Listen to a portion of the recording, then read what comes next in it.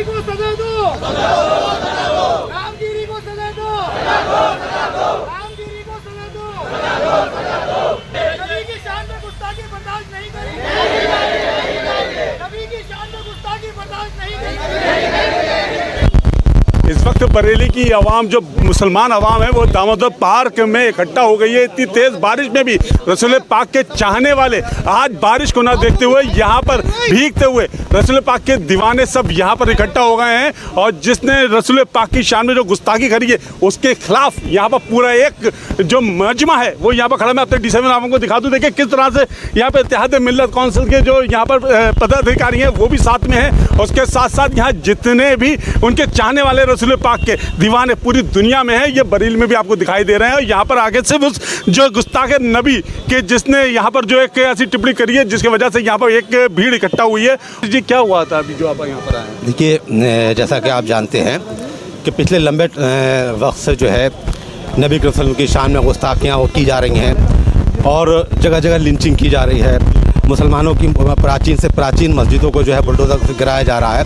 तो इस तरह के पूरे देश में हालात बने हुए हैं। अभी नया वाक़या जो है महाराष्ट्र के अंदर पेश आया है, जिसमें कि एक कथित साधु, जो अपने आप को साधु कहते हैं, उन्होंने जो है नबी करीम सल्लल्लाहु अलैहि वसल्लम की शान में गुस्ताखी की है।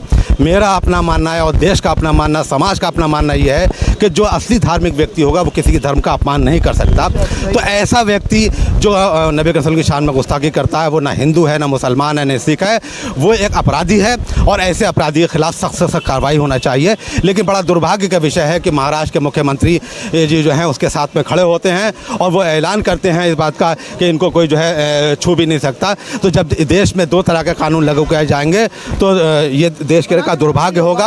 एक तरफ अगर मुसलमान से किसी धोखे से भी छोटा सा ट्वीट हो जाता है तो उसको जो है फ़ौरन FIR करके जेल में ठूस दिया जाता है। और जब इतने इतने बड़े मसले हो रहे हैं, नबी करीम सल्लल्लाहु अलैहि वसल्लम की शान में गुस्ताखियाँ की जा रही हैं, ऐसे लोग खुलेआम आज़ाद घूम रहे हैं, तो एक देश में दो तरह का कानून लागू किया जा रहा है। ये बहुत दुर्भाग्य का विषय है। आज हमारे यहाँ प्रतिनिधिमंडल ने जो है एक महामहिम राष्ट्रपति महोदया को एक ज्ञापन प्रेषित किया है, जिसमें हमने मांग की है कि ऐसे लोग जिन्होंने नबी करीम सल्लल्लाहु अलैहि वसल्लम ने पहले गुस्ताखियाँ की हैं, अब गुस्ताखियाँ की, उन सबको जेल में डाला जाए। उनका सही स्थान जेल है। ऐसे लोग अगर देश में छूटे घूमे रहते रहेंगे तो वो नफ़रतों का माहौल पैदा करेंगे, देश में नफ़रत का माहौल पैदा करेगा। ये देश हित में नहीं है और हम आशा करते हैं कि हमारी इस बात को राष्ट्रपति तक पहुँचाया जाएगा और इस पर कार्रवाई होगी। अगर इस पर कार्रवाई नहीं होती है तो अतिशीघ्र मौलाना तौक़ीर रज़ा साहब के नेतृत्व में हम लोग मजबूर होंगे सड़कों पर उतरने के लिए।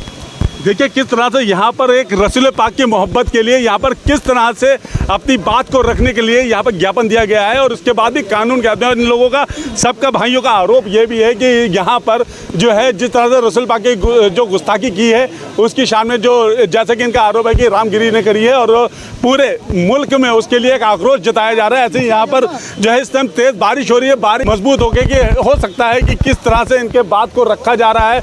आगे क्या मामला है मैं पूछता हूँ नदीम भाई। नदीम भाई क्या हुआ? देखिए, अल्लाह ताला की बारगाह में हमारा ये विरोध कबूल हो गया। सबसे पहला मेरा सवाल ये है कि महाराष्ट्र के मुख्यमंत्री एक संवैधानिक पद पर बैठे हुए हैं और वो एक अपराधी रामगिरी का जो साथ दे रहे हैं, जो उनको सपोर्ट कर रहे हैं, ये सरासर गलत है। एक तरफ तो रामगिरी हमारे पैगंबर की शान में गुस्ताखी करते हैं और दूसरी तरफ महाराष्ट्र के मुख्यमंत्री ये कहते हैं कि संतों के रहमो करम पे हमारी सरकार चल रही है, हम संतों का बाल भी भागा नहीं होने देंगे। ठीक है, मत होने दीजिए, लेकिन महाराष्ट्र के मुख्यमंत्री जी आपसे सवाल सीधा सीधा ये है कि ये बताइए कि रामगिरी को सज़ा कब मिलेगी। इसका मतलब ये है कि रामगिरी ने जो बयान दिए हैं उसमें महाराष्ट्र के मुख्यमंत्री भी कहीं ना कहीं शामिल हैं। हमारी मांग ये भी है कि साथ ही साथ रामगिरी को सज़ा मिले और उसके साथ ही साथ महाराष्ट्र के मुख्यमंत्री को भी अपने पद से बर्खास्त किया जाए। यहाँ पर देखिए किस तरह से रामगिरी की गिरफ्तारी के लिए यहाँ पर लोगों ने नारे लगाए हैं। नारे लगाने के बाद इनका एक ही मांग है कि यहाँ पर इनका आरोप है कि और साथ में रामगिरी को भी गिरफ्तार करके कड़ी से कड़ी कार्रवाई की जाए। आगे भी इस तरह से अपडेट कराता रहूँगा। बने रहिए मेरे कैमरे पर मुस्तफा के साथ, मैं सैयद सलमान, D7 न्यूज़ बरेली।